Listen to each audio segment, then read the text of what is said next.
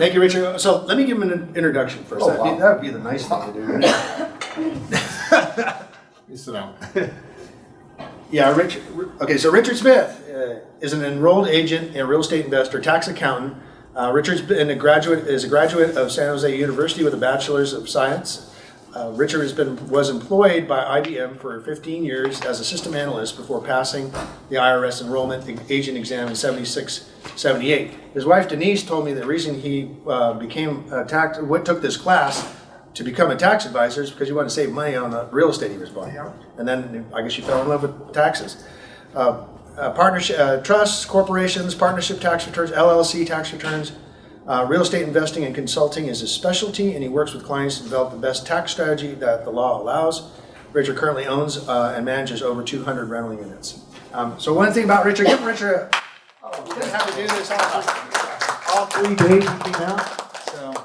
So I'm getting ready to come in this morning. Denise is going off to church. He said, "What are you doing today?" I'm going to go talk to some happy real estate investors. You know, it's so interesting because I almost live as Ken's neighbor. The reason I'm chatting with you today is in 1978, I was working for IBM. I've been with a number of years, and I interviewed for a job in Austin, Texas, and I really liked it. My brother was living there at the time. I lived there for 8 years, and the job was a good offer, but my concern was, this is a funny story to me. In fact, I was looking at a lot on Lake Travis, an acre lot, 4,000 feet, for $125,000. And so when Ken showed that picture of Lake Travis, I laughed, because that could have been my house. You know, but the point I was trying to make, the only reason I didn't accept the job, I mean, I think I would have enjoyed living in Austin, because there was only 250,000 people at that time. There was only 7 employers, one of which is the company I work for. And the other 2 big employers, of course, are University of Texas and the state government. So what my concern was that if I didn't like that job, what the hell was I going to do? Well, here I was in Silicon Valley, I could go anywhere I wanted, you know, my clients. So I jumped off the IBM boat, and my friend said, "What are you doing?" I said, "I'm going to go prepare income taxes and buy some more real estate." So when I graduated from San Jose State in 1970, I knew I wasn't going to be the president of IBM. So I set up a new alternate plan, was buy 1 house a year. That was all I wanted to do, buy 1 house a year. And that first house I bought, I still own it. You know, I paid $41,000 for it. It's over here on Saratoga Avenue. And, you know, so I did. I bought 1 a year. Well, after doing that about 14 years, I could not get the cash flow I needed. You know, I wanted to have a certain return on my investment. So I went to Texas and started buying, and I bought about 150 homes in Texas. I love Texas. It's my second home, is what I always say. But let's talk a little about the taxes. I asked Ken when we spoke last time, it was a little over 2 years ago, I think. And at that time, we were talking about the Trump tax bill, which had recently passed. And it was the greatest tax bill I've seen in a long time. I'm going to share that with you. It helped my real estate investors and myself a lot. But the thing happened is, you know, we have a new president who wants to wipe out the Trump bill. You probably read all the things in the paper about all the things he wants to do away with. And so we have a new House bill. And we'll talk a bit about that, which just passed. Let's see, what else could we talk about? Oh, so you have a handout, because I didn't make it in time. Ken called me last weekend when I was in Maui, asked me if I'd come help him do the seminars. So I had to come home and set up this handout you have. So it's a rough draft, consider it a rough draft. And I'd love your feedback on it. And, you know, we're going to talk about taxes, my favorite topic besides real estate. Let's see, what else do I have on this first page I want to talk about? Take some notes. You're going to take your quiz at the end. So Ken asked me about, you know, people ask me all the time, how did you buy 200 houses? I said, I bought them 1 at a time. And that's the truth. You know, I do my criteria. We're going to talk, we've got a, you know, the handout that Ken has. I've got it in my handout. I took Ken's house and did some modifications to it, but I buy off criteria. You know, whatever you know, for me, I have a 12% return that I need, or else I'm not going to buy it. I've never bought a new house until 2 years ago. I bought 2 of my brand new houses, and I couldn't get 12%. I settled for 10 because I knew they'd have less repairs. I knew it'd be easier to rent, you know, so I reduced it to 10. When I started, it was 15%. So pick something you can live with, but picking a high criteria, you don't get to look at many houses, which is good, you know, because otherwise, so the return sheet that Ken has when I'm working with brokers, and I'm in 6 different states, I make them fill that out for me and send that little return on investment calculator. Make them send it to me, and make them do the work. Now, then you got to think about, how old is it? I buy resales, have until recently. What I find interesting today, usually resale homes are cheaper, than new homes. That's not true anymore. They're about the same price, which really surprised me. I'm not used to that. When I started buying, of course, San Jose looked just like Austin does today. We're standing in line to buy houses, and all first-time home buyers competing against us. So when I make offers, and I make offers all the time. I do probably 2 to 5 exchanges a year, and moving my portfolio up. But I offer all cash. When I buy, I offer 100% cash, and I use my IRA to prove those funds. Because I've got a big IRA. And so I present all cash offers, and that beats out all the people who are trying to offer with loans. I get to the top of the list, so I can ask for somewhat of a discount. Then I refinance before escrow closes, because as soon as I'm selected, I just bid on one.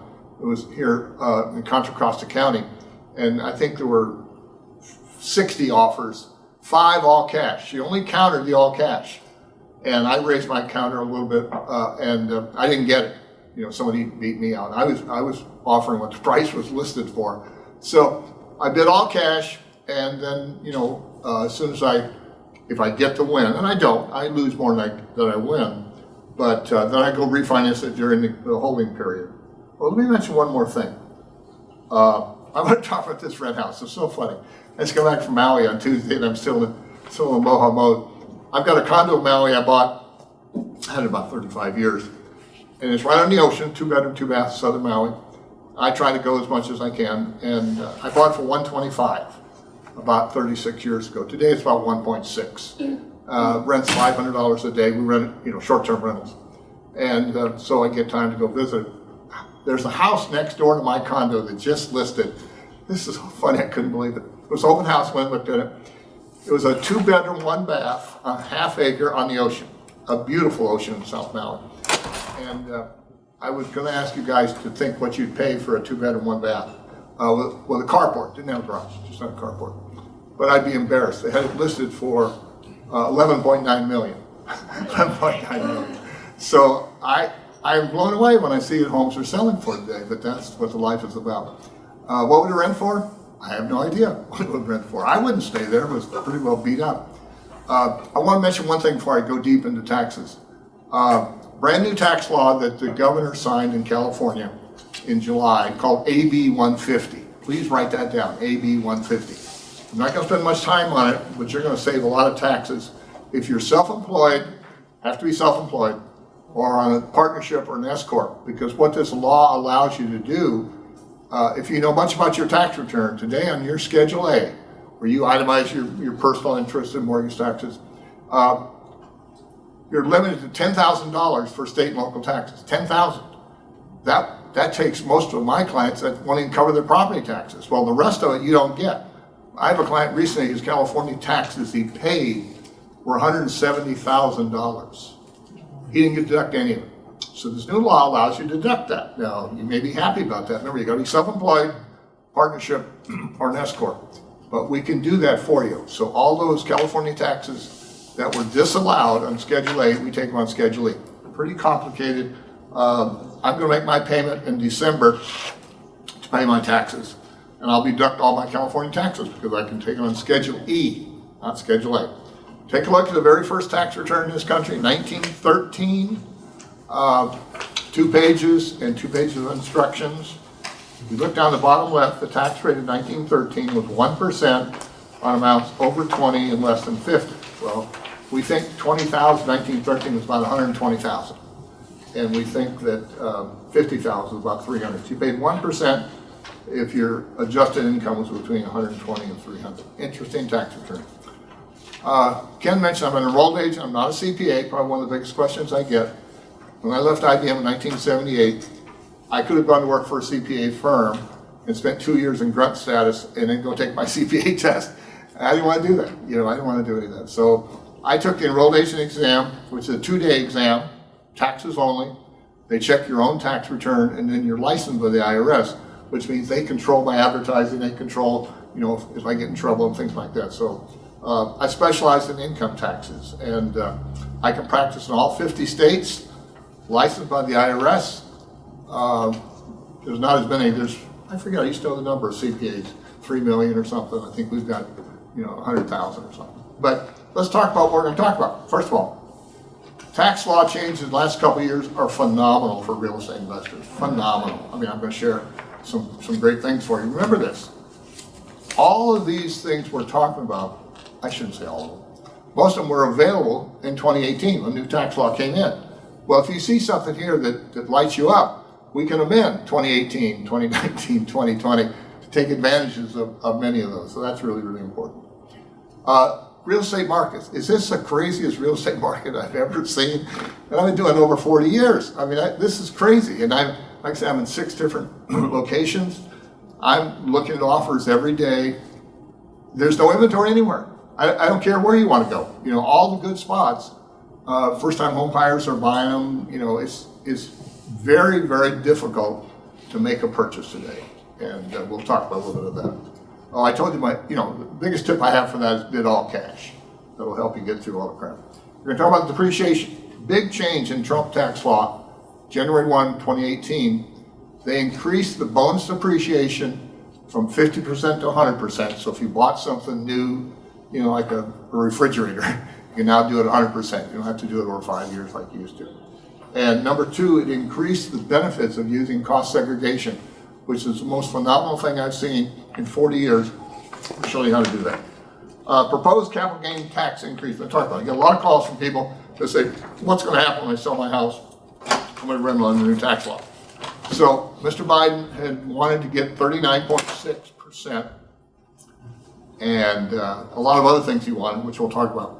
Well, the House bill that just passed while I was in Maui, raised the current capital gains rate from 20% to 25%. So, that's okay. I can live with that, I think. It's been higher in other years. But remember, this is only the House bill. So it passed about a week ago. Now it has to go to the Senate. They'll write their own bill, and then they'll take those 2 bills at a conference committee, put them back together with one bill, and the president will sign it. Now, the bad thing about the House bill, there's good things and bad things. They did not delete 1031 exchange. Yeah. Yahoo! God, I was so worried about that. I live with 1031s. So they didn't put that in their bill. Number 2, they also did not put in there the elimination of step-up basis. Now that is more critical than anything you've ever heard about, because what that says in step-up basis is that when you pass away and your heirs inherit your property, they inherit it at the fair market value the day of death. So if we do this all the time. Somebody dies, you have their house appraised, and that's what the kids get it at, or the spouse, or whoever inherits property gets it at the current market value. They deleted that. They didn't put it in. That is the best thing I've ever heard, because Mr. Biden's suggestion was you'd be taxed on the gain that you had every property that you had at death. I can't even imagine what my wife would go through with that. But that is not in the bill. Now, what's the Senate going to do? Well, we feel good about the Senate because it's 50-50, with Ms. Harris being the deciding vote. And we already know that some of those Democratic senators, like Joe Manchin, aren't very happy with their Democratic friends. So I don't know what's going to happen. They could change everything. So the problem I see right now is the capital gains new rate change that's in the House bill is effective, listen to this, September 13th. It just passed. But if you were to sell anything under the new bill after September 13th, which might happen, you'd pay the new capital gains tax rate. So people always ask me how much of this bill is going to be retroactive. That's the only part I can find in the House bill that is going to be retroactive. Now, they've got 46 days to get this bill through the Senate. And can they make it? I don't know. I kind of voted against. I don't think they can. I don't think they can do a whole bill and get the president to sign it, but they could. And then the capital gains would go back. And they're going to change a lot of other stuff. We'll talk about some of that stuff. Let's see what else. Okay. Onward and upward. Okay. Ken, put up that return on investment calculation. This is what I've lived and died with for 40 some years. Every property I look at, I ask the broker to fill it out before they send it to me. So here's a little house that Ken had. I was pretty excited about it. Did I do something wrong? No. Oh, you know, I fit the numbers. What I did, I just tagged onto the little ROI sheet that software he's got. A lot of my clients are paying cash. You know, they want a good, solid investment. They want positive cash flow more than, you know, this property. I don't know what it's doing, a couple hundred. So they buy all cash. Blurry, unfortunately. Oh, so you blow it up. They buy all cash. And they make a lot more money. But guess what? The return drops like a rock. So if you see this one, you know, with 25% down, the return on investment was 6.72.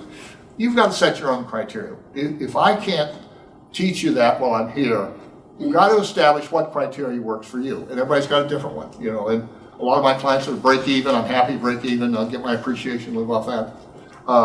But I used 100% down, and guess what? The return on investment was the same. So Ken says to me, well, I think I'll buy 4 of them, you know.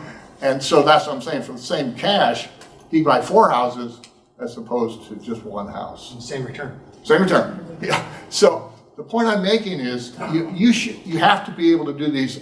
You don't have to. You got Ken to help you. I've always done these on my cell phone. Before I had cell phones, I did on the back of envelopes. But you know, I can whip these things out in 2 minutes.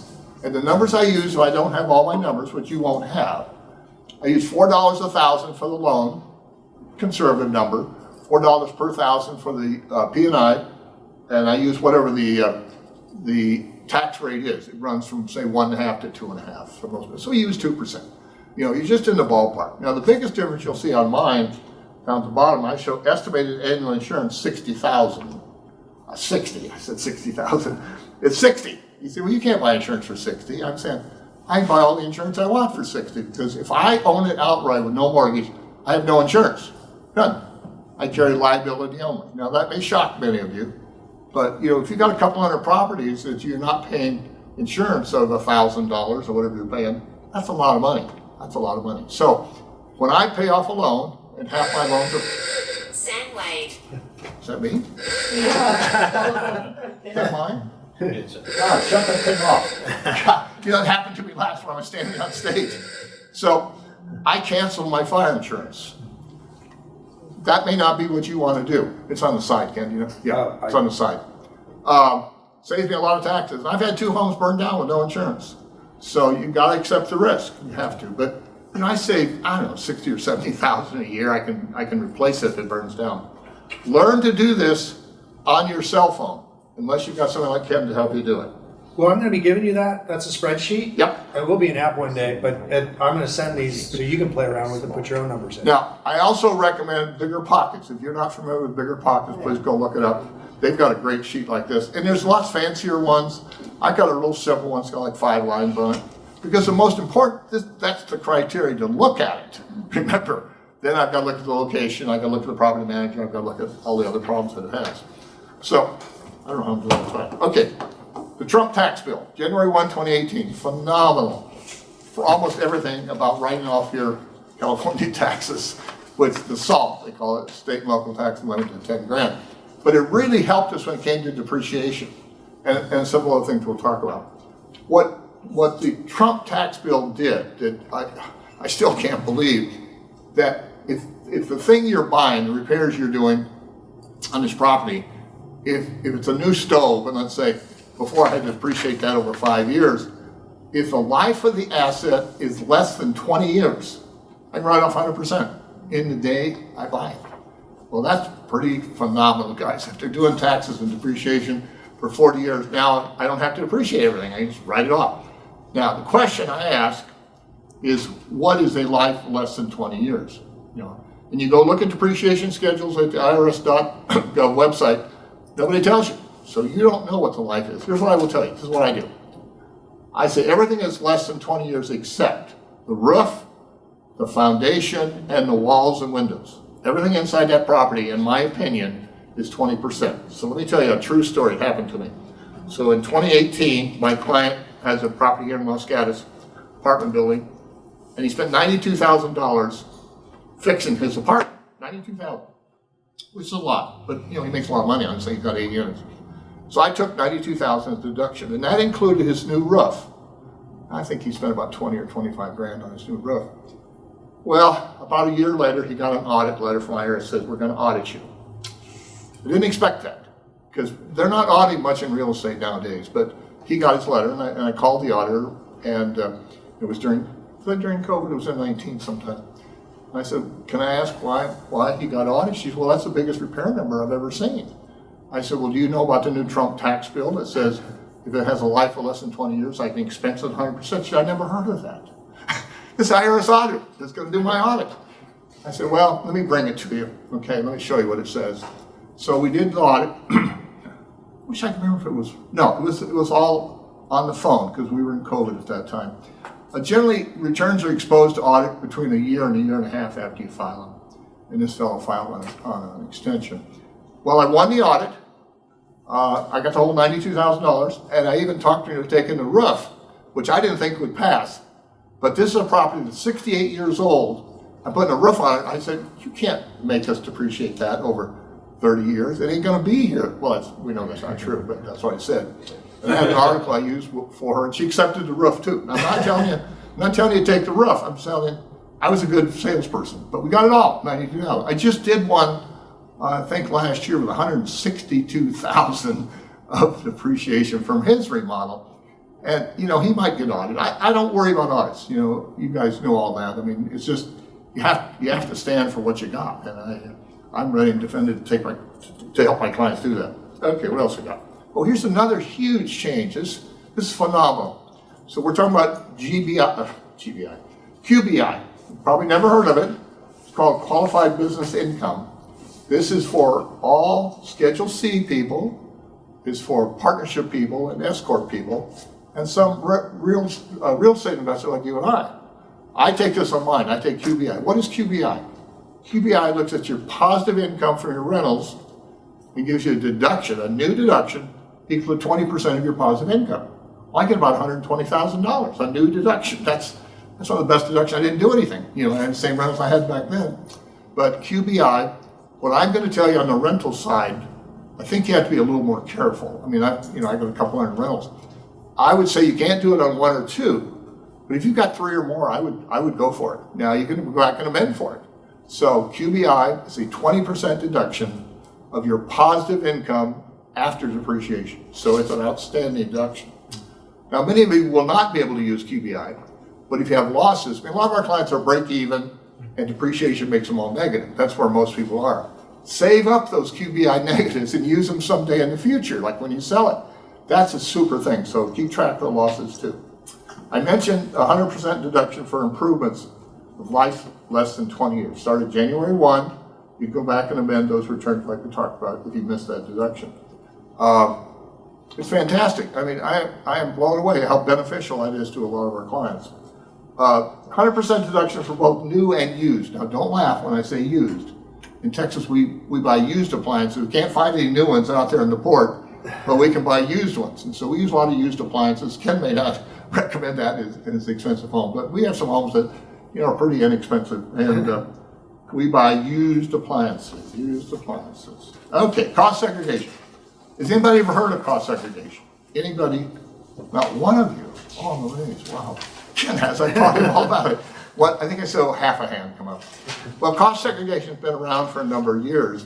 When I started in the business 40 years ago, we used component depreciation. We used to hire Neil, can't remember his first name anymore, up on Saratoga Avenue. And they would come do our inspections on the new house. We bought used homes here, but the used homes we bought here. He would come in and separate the components of that house. We take the appliances, we take, the bathroom stuff and break it out into little pieces. Well, they did away with that component depreciation probably in the 90s. IRS said, we were being too aggressive. But new companies started up doing cost segregation. They do the same thing. For example, go back 2 more pages. And here's the depreciation schedule from one of my clients. And he bought this house for he paid $317 for it. Yeah, $317 for it. And so the first thing we have to do when you buy a home, you probably know this, you have to break it up between land and building.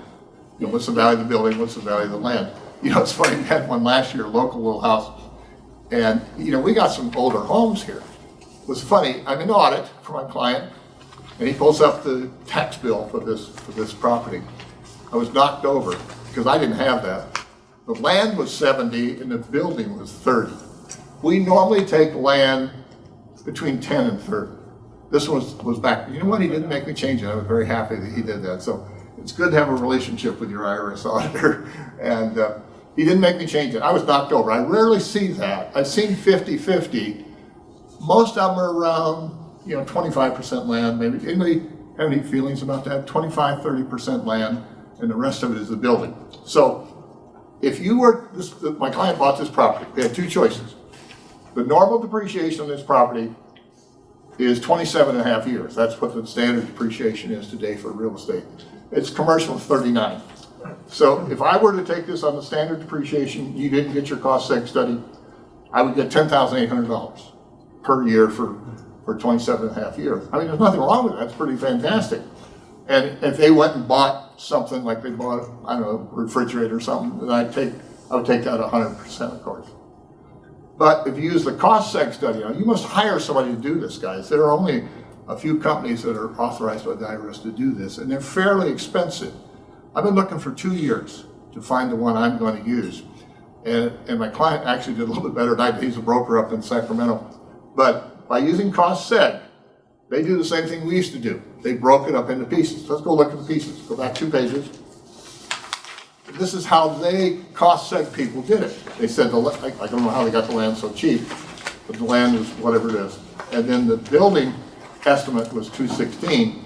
They broke out the 15-year parts of that building, and I'll give you that number. And they broke out the 5-year parts.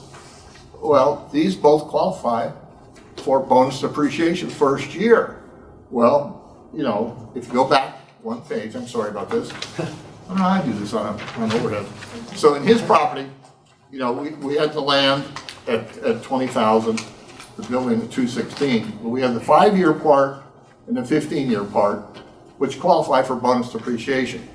So the first year, he's going to get $80,000. Now that's a little bit better than 10. In fact, it's a lot better than 10. But he's going to get $80,000 the first year. Now I know you realize he's going to lose some over the other 26.5 because he's taking it up front. But the tax savings on that for him, if he's at a 24%, California doesn't allow this.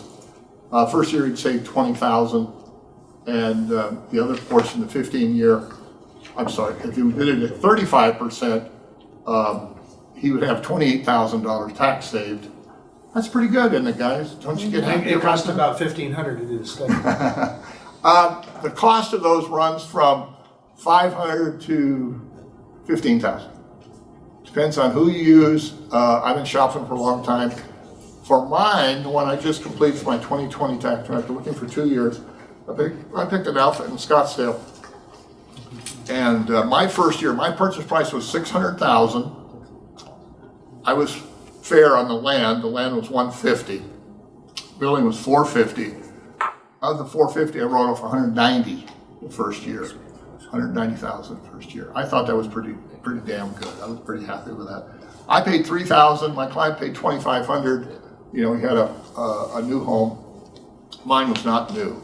In fact, I bought the house 2 years ago, but I couldn't find anybody I thought was going to give me a fair cost seg, so I waited. You can do the cost seg at any point. So my property's 2 years old. I just did it now. So I just replaced my current depreciation on a home and start my new depreciation. And you have to file a special form called 3115 if you don't do it in the year of purchase. You do it in the year of purchase, it's just added to all your other depreciation items. Phenomenal. I mean, I saved $65,000 on my 2020 tax return by using the cost seg. Now, I'm surprised none of you have heard about it. It's super, and prices are all over the park. In fact, some of the people, the specialized people that I'm using, want to take a percentage of your savings as their cost. I was a little shocked by that, but that's pretty aggressive. But, you can save a lot of money. You can save a lot of money. And I'm not an expert yet, but I'm pretty knowledgeable, and let's see what else I have to say. My new plan. I've got, a couple hundred homes. Like I said, I'm not going to, I'm spoiled. I got $190,000 this year. I'm gonna do one house a year. That's my current plan. I used to buy one house a year. I can't buy anything right now, so I'm gonna do one cost seg a year. And Richard, to stress the fact that if they make over 150,000, they can't use. oh yeah, let me say that. And Yeah, but do say that it does get saved up for Yeah. future purpose Yeah. when Thank maybe the you. house is paid off. one of the people who was at the seminar had sent me an email before it started, and I mean, most of our clients are, from this area. We have clients now leaving California, living everywhere. Most of my clients are here, and you have to know that when you buy a home, whether it's used, resale, or new, that if you make over $150,000 gross, you not take a real estate loss on your tax return if you make over 150. Now, for a lot of our clients, they're buying break even and depreciation, which makes them negative, which they can't deduct. We have a special form that keeps track of that. I've got all my rentals. I don't have money, but a couple of them have some losses on it. If you do a major rehab or something, but those losses you can't take are carried forward forever, and you can use them, when you sell it. And that's what a lot of people have had to do. But Yeah, or if you retire and don't have as much income. right, if your income goes on, now the maximum you can take is 25,000. If your income's under 100, you can take 25,000. It's prorated between, so it's linear. So at 125 you get 12 and a half max. But a lot of our clients have carry forward losses. I don't have carry forward losses. I misspoke when I said that. But you can deduct it against the income of the property.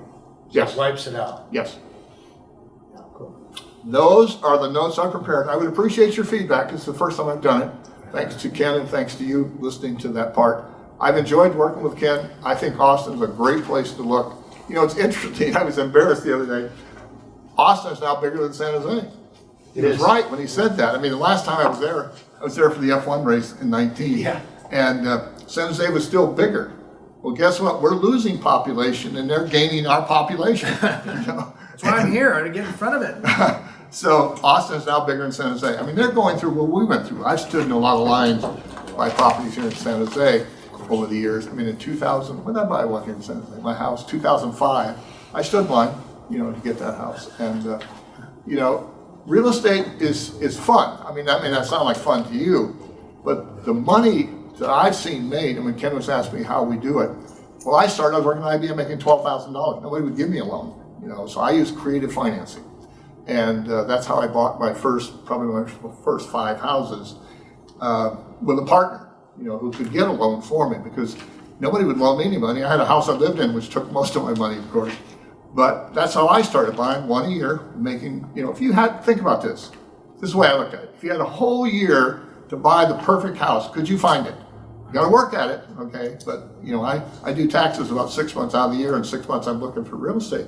But if you've got a year to buy a house, you should be able to do that. And don't be afraid. We didn't have Google. We couldn't get online, all the things we have today. I love it. I remember we used to go to the auctions in Texas. I've been to Austin auction. This is in when were we doing that crap? Early 90s. We go down to Austin for an auction coming up. Look at 50 homes a day. I don't know what Ken can do, but we had maps codes because we didn't have cell phones. We'd look at 50 homes a day and go to the auction, and they're opening up higher than I wanted to bid because I do my criteria, figure out what I would bid on it, and I'm not embarrassed for someone to outbid me. There's more houses out there. We're not gonna. I used to say we're not going to run out of houses. This is a funny situation we're in. It's the same out here. I've been buying up in Contra Costa County. I've been buying in Texas for 30 years. All of a sudden I was having difficulty getting home. Prices are going up more than rents, as we all know. So I came back to California and started buying in Brentwood, California. You may or may not know where it is. It's north of Livermore, 25 miles. But I'm an aggressive buyer. I was buying 5 a year. And lots of people bidding, if you can remember that time frame. And I acquired about 15 of them. They're all, giving me 12% return. And now they've doubled in price. In Brentwood, we were buying in the 3s, and now they're in the 6s. And the rents, now we're getting $3,500 a month rent in Brentwood. When I started, it was like $2,500. So the thing I want to say, Ken, I thought when I talked about property management a little bit, I had one of my clients visiting our seminar the other night. I am hard as heck on my property managers, but I manage the rents. That's one thing I like to do. I like to manage the rents. So what I'm going to ask for rent. You can never catch up on rent. Remember that. You're never going to catch up. You're always going to be a year behind. Yeah. And the way rents are moving up, I don't know how much rents have gone. 20%. Yeah, I think that's a good number. I think I've seen that here too. And so now we're getting, 4,000 to 5,000 rent here. Rent when I started, about 2,500. Now we're getting 3,500. So that's what's going to make your equation work, is your rent. So, and raising rents on people is a science. You got to know how to do it, because it doesn't always work. But let me answer some questions, please. Go ahead, guys. Questions? Shoot out. Richard, one of the smartest guys in the room, at least when it comes to real estate. You guys have no No questions? tax questions? God, I stood here Friday night and answered questions for 10 minutes. Okay, go for it. I got one. Walk back. So, So you just mentioned, right, that the losses that... I'm having a hard time hearing you. I'll translate for you. Okay. Yeah, you just mentioned that the losses that you make on your property after depreciation, you can carry forward it forever till you sell it. Something happens in Austin, carries forward. So What? he's talking about the losses and the depreciation you can carry forward indefinitely. Indefinitely. Yeah. So, but I was reading some articles that the house is going to change that to 3 years. Is that true, or did I misunderstand? I don't understand your question. You exchange after 2 months. I'm not sure what your question is. No, I read that the house is passing a bill to change the losses that you carry forward and limit it. Here's what happens. If I understand your question. When you do a 1031, the losses you have on that property, No, he's talking about the regular No, the depreciation. regular depreciation. See, I hold the Regular property. depreciation, you said the House bill is saying something about a 3-year cap on carrying forward. haven't read it, hasn't passed. I'm really not worried about the House bill, and I don't want to spend a lot of time on it. There's only a few things I'm interested in: 1031 and step-up basis. Those are the hot buttons I have. I don't know. I know the Senate's going to change it, guys, because we got a lot more Republicans in the Senate. So I don't put much value to what we see right now. There's a lot of stuff in there I didn't go through. I mean, there's all kinds of stuff. Yeah, we can't that I didn't. speculate until the bill's actually. I don't want to speculate on what they're going to do in the Senate. They could come back and take away 1031, and then they're going to join together, the House and Senate, and have a conference committee. I guarantee you there's going to be changes. Guarantee it. What I thought you were asking me was, when you do an exchange, the depreciation, and the loss carry forward into the new property. Until you die, and then then there's a stepped up basis. Then you got to get it appraised. That was the biggest thing I was worried about, was losing step-up basis. Yeah. In fact, there was an article in the Wall Street Journal by Senator Grassley that said, I can't believe what we're talking about, because what about all the small businesses and small farms in this country? You're going to make them, the heirs, pay the tax on that accumulation? I mean, it was a terrible, terrible thought. It bothers me when I see that I'm not saying how you should vote, but I couldn't believe they were going to do that. They changed the 1031 exchanges in 2017 with our new bill. They're always making changes. I've been doing this for 40 years. That's why you got to be in contact. You've got a quarterly newsletter that comes out that keeps ahead of all this We stuff. do a monthly newsletter now. 1031 exchanges are the best thing that God ever invented. I do as many as I can, but it's hard to find. The biggest problem today is finding a property. And why would you want to sell a good property? I'm not real anxious sometimes to sell what I've got, because they're so hard to replace. Ken? Yeah, I was to talk about the 1031 exchange, like when to do that, and if you're going to keep your property, is it better to harvest the money It's out? rather just to harvest the money. The last 3 properties I lived in are now rentals for me. I don't like to sell. I don't like to sell because it's so hard to find a replacement. It all boils down to return on That's investment. the tricky part. When you have the sale, you got, like Mr. Bill, $1.4 million that he has to reinvest. I had to find 9 properties and name them within 45 days and be darn sure that they were going to close within 180 days. Yep. I didn't say You're that. turning one property into 9. Yeah. If you just harvest money out of this, Then you don't need this. Well, that's how I kept the 3 houses I lived taxable in. event. That's how I kept the 3 houses I used to live in. I used to harvest the money. Now, I just did so you're still harvesting the equity out of it. Yeah. Yeah, and there's So no you still tax. get 9 homes. Yes, I you just do. did the same thing last year. I sold a rental here, which I hate to do, but I did a 1 for 8. That's what I did. And the property here had a loan on it for $300,000. It was producing positive cash flow of $8,000 a year. The new 8 properties I have gives me $80,000 net. So that's why you do it, Ken, because you've got such a deal you can't walk by, or you can't. I couldn't get the loan. Right. Was my situation, and that's been a pretty common thing I've seen for many years. I mean, I don't know, right now I probably have 60 or 70 loans. I'm not sure. I had over 100. My tenants have been paying them well for me, thank God. But, investors have trouble getting loans because right now the banks and the lenders want the AAA W-2, right? That's who they're going to take first. And, you and I, are somewhere down near the bottom. So it's hard to get good financing. I just borrowed 1.9 million at 3 1/4 for 10 years.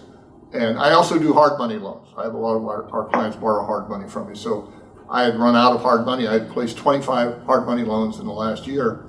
I need more money, so I borrowed 1.9 million at 3 1/4. It's a 10-year loan fixed for 2.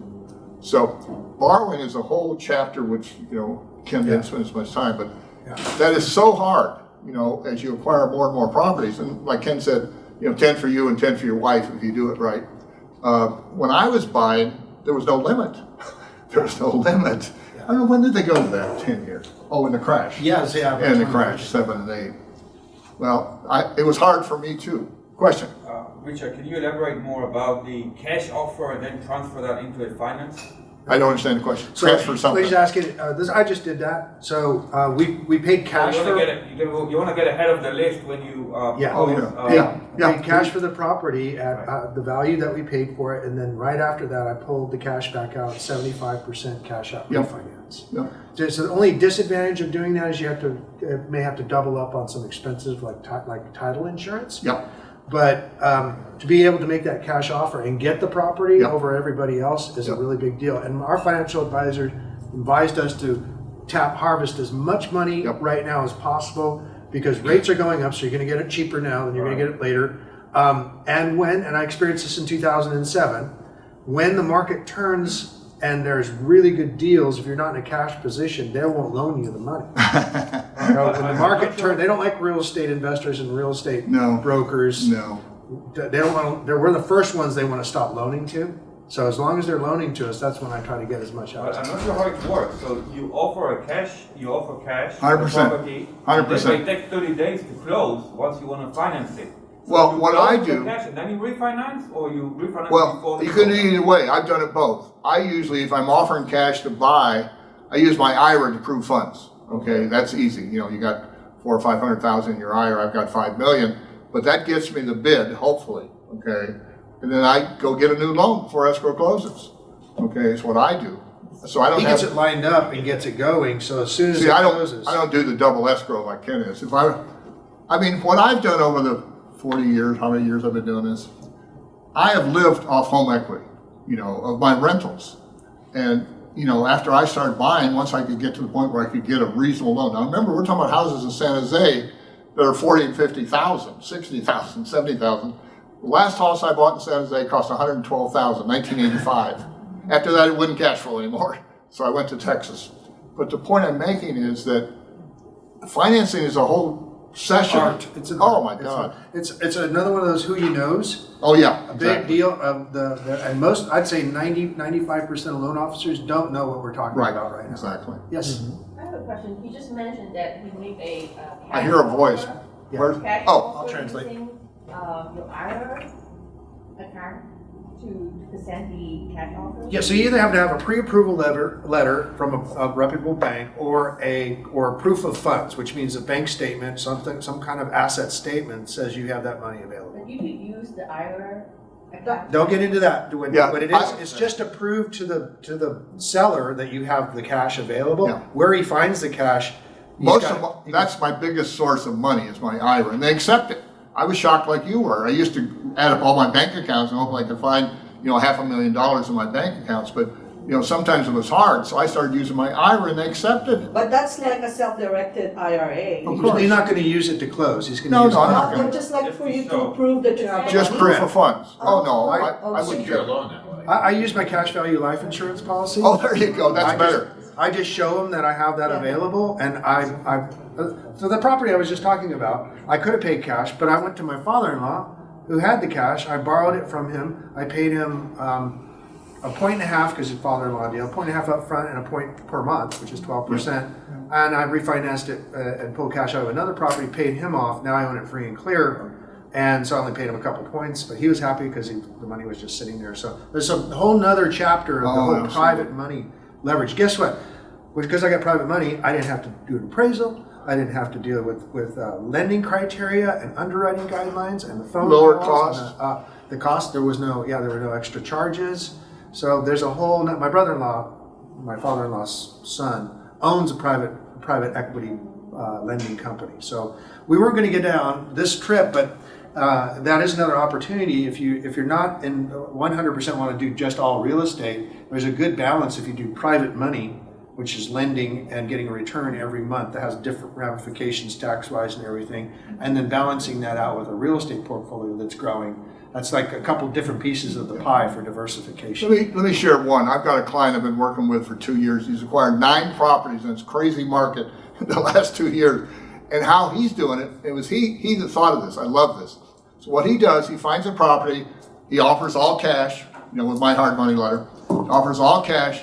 If he wins the property, he doesn't always win, I give him the hard money, okay, to buy that house. Now what he does, he goes in and tries to spiff it up a little bit without spending a lot of money. Paint, basically landscaping, just clean the place up. He pays me between 3 and 6 months payments. Then he goes back to a real lender, at 3 point whatever, and gets his new loan. But guess what? He's got an appraisal now 6 months later. He's buying his homes at 10% down. 10% down. He's acquired 9. So I had never thought of that. I thought it was phenomenal. He's our local Silicon Valley engineer who thought of that. He said, well, I don't have that kind of money. I can only put in X. So he's now bought 9 homes with about 10% down. That's not very much money. It's becoming more popular though, with the house prices going up. Right. Oh yeah, right. But can you imagine buying a home? Am I saying that correctly? It is. It's a great way to do it. Yeah, And it would only work. it only works when the values are going up that fast, which Yeah. it is. But that's what's happening with mine. I mean, I'm we're able seeing- now to take 75%. Well, I paid 165 for cash with my father-in-law's money. It's worth now 210. I just closed it last month. See, there's the I can case pull right out there. 75%. I'm almost pulling the entire amount that I purchase price back out. I'll have very little money into it. And still But have it's my the difference between getting one house and getting 2 houses Yep. with renters in it. Yep. So Well, you got to get the loans. He's going to run into 10. I'm already there. He's got one more and he'll be at 10. Then he's got to go find one of my lenders who doesn't care how many you have. Yeah, or I got my wife now. I've got her. She can do 10. She can do 10 on her Yep. own. So that's why we structured it very specifically where all the loans are in my name. She's on title on both of them. She already owns a couple properties in her name. So we're at like 13, 14, and we can go up to 20, and then we're stuck at that whole. Well, no, you're not stuck. You're in a new realm. a new game. There's lenders out there that'll lend to over. There are lenders that will loan with no tax returns. You pay a little bit more for it. They'll loan with no tax returns. They want to see your bank statement. They want to see And how the much asset cash flow is itself. coming through your bank. I have clients who are underground. They don't report tax returns. They don't have tax returns. And I'd love to do one for them, but they flip cars on eBay or whatever the hell it is. And they want to see their bank statement to see if they have enough cash flow coming through their bank to make the payment. What's the term for that? Called NONIs, or what do they call it? No income. Oh yeah, no, it was back in the day. It was Ninja. No income, no job, no asset.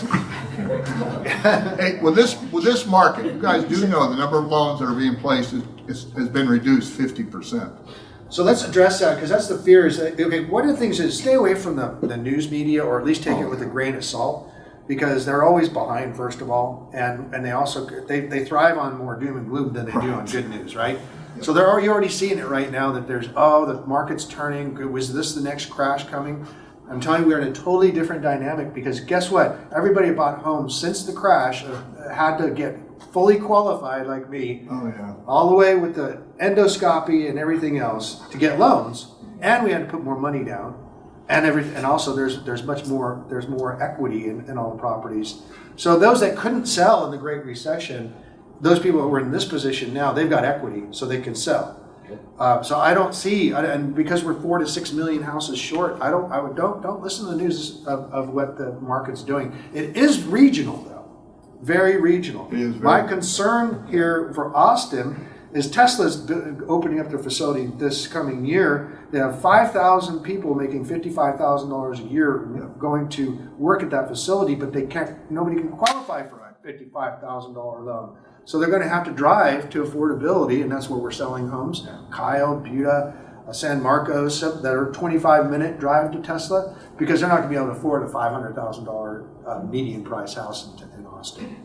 So we're going to continue to see renters. We're going to see more renters than More renters. There's going to be more renters. It's going to be more renters because a lot of the people just gave up. I asked my property manager. Key component is your property manager. We're going to address a little bit of that. I agree. Was I said, why are you doing? I love it. Why are you doing so well at getting these things rented and at top dollar? He said it's pretty simple, Ken. It's that the landlords are in an amazing position to be able to ask whatever they pretty much want. We're seeing bidding wars, fights over the properties, and he said, I go, so why? Well, they love new or newer, which is what our area is. So they don't, and it's they think it's COVID free because nobody's been living in it. Been workers through it all day long, but It's smart houses now. but yeah, they like and from when they see the house to when they're in it could be as little as 3 days. So you get the application, process the application, get all the background checks. In 3 days they got the keys. Where if you're trying to buy a house, it may be 6 months or a year. What, Chad, on the people that came out, Hitesh, and how long are they going to take to build that house? 1 year. 1 year. 1 year. 1 year. That sounds like here. That's what it is. Yeah. Yeah, I think that's a good, don't look at the news. I mean, I've been through 3 boom and busts, I think, in the 40 years I've been doing it. And I don't look at the newspaper at all. I look at my local market and what my property manager, I have 8 managers, what they're telling me. For example, I just have a house turning over up in Brentwood. There's 2 houses for rent in Brentwood, 2. So they said it's worth $3,000 rent. I said, I want $3,500. It'll be gone in a week. Because there's no place else to rent. It's the same thing Ken is saying about the buy side. Well, the rent side's the same way. If these people are moving, they're going to rent before they buy, and there's nothing available. So what do you want to charge them? That's the toughest problem, is how much do you want to charge them? So we're going to address property management because we it shall. is a thankless job, but it's probably one of the most important jobs in this. Oh, it is. I mean, it is the maker or breaker of your asset. Absolutely. So I'm going to say this out loud, very loud. Don't go cheap on your property management. I get people going cheap. In other words, don't go for the discount property manager because they charge $78 a month, because you're going to get what you pay for. We're talking about everybody's buying a quarter or $500,000 asset, and they want to save $25 or $30 a month because of the fees a little bit lower than the good property manager who has a staff and can handle everything and also has the years of experience. Our property manager started his company in 1986. Starting in 1999, from there I've given him over 300 accounts. And so he's got loyalty to me, and so there's not only that, he has a if my clients aren't happy, we'll go find another property manager, and they know that. So that's why I manage the managers. That's the whole thing, and we own a management company. We started during COVID. We thought, whoa, what a great time. This is going to slow down real estate. So we started a management company right when COVID hit, and literally the floodgates opened up. And so my wife had to take over all the property management, which she didn't really like to do because she's not a detail-oriented person. So I'm like going, we still manage about 20 properties, including our own. So there's I know, I've done the numbers, but I've managed my own. I can't imagine just keeping up with the eviction laws in each state. The compliance takes more time than you got. I just locked somebody out in California. I don't know if you guys know this or not. It took me a year, but we locked him out. He didn't pay his rent. He paid COVID rent, which is 25%. It's all you have to pay. And I couldn't evict him because he's paying his 25% for a year. Texas is a landlord state. We locked him on that. Within 5 days, they don't pay the rent. You get a notice on their door says notice to vacate. Once they get that notice, there's a timeline. 2 weeks. If you do 2 weeks, they've got to be able to make it right. And if not, you go to the court and get a writ of possession. But if it's all done exactly right, you can get them out in 21 days, no questions asked. Right to the curb. So what All happens their in stuff. Texas, I love Texas for this reason. When I went there, 30 years ago, we moved their stuff to the curb. Once you get rid of possession in Texas, you go to the place with the constable, you unlock the door. If their furniture's still there, you take their furniture and put it on the curb. How's that for a good, friendly law? I love it. You can't do that in California. In California, I got a lockout where they put it on his door, and we went out and changed the lock so he can't get back in. Every state is different. I mean, that's why I don't use, I mean, I'm in 6 states. I am not ever going to try and keep up with the laws that these property managers. Property management costs about 6 to 8% Yeah, per 6 to month. 8, yep. Okay, so that's per month, and so if you, our average rent's about 1,700. What's the math on that? It's I don't know. 87 times. It's about $130, $140 a month for somebody for you not have to take one phone call to deal with one tenant. And so I mean, I ask them, so for the $130 a month, you're going to take care of all this, and I know what they're taking care of because I manage. I'm like, yeah. And so I asked my high-tech people, there's some people that are like going, no, I want to manage from a distance. And in fact, I had a meeting with one of my clients that works at Apple, and he's managing it from a distance. And I'm saying, how much is your time worth? And I figured out his hourly rate, and I think he's somewhere around $200 an hour in his regular job. And I'm saying, you're not willing to pay half of an hour of your work to have the thing taken care of. After our conversation, he's taking care of it. Here's why. This is a great thing. I told him, you don't want to do that from a distance. He goes, why? Because you're going up directly against the tenant. And exactly what I told him is happening. She's going, I saw how many properties you own on the tax record. I see that you're doing so well, and you're not taking care of my properties. You're trying to raise my rent. You make enough money. It was starting to get personal. Wow. So I said, look, this is what's great about property manager. They are hired to do a job, and that's all they're doing. They won't get personal. It's just, hey, ma'am, I'm just doing my job. Yes, ma'am. Can I just ask, what's the liability I can't hear. for property managers? With no property managers? No, with a property manager. So liability for property managers, another good reason to have one is an insulation for the liability for you as a landlord.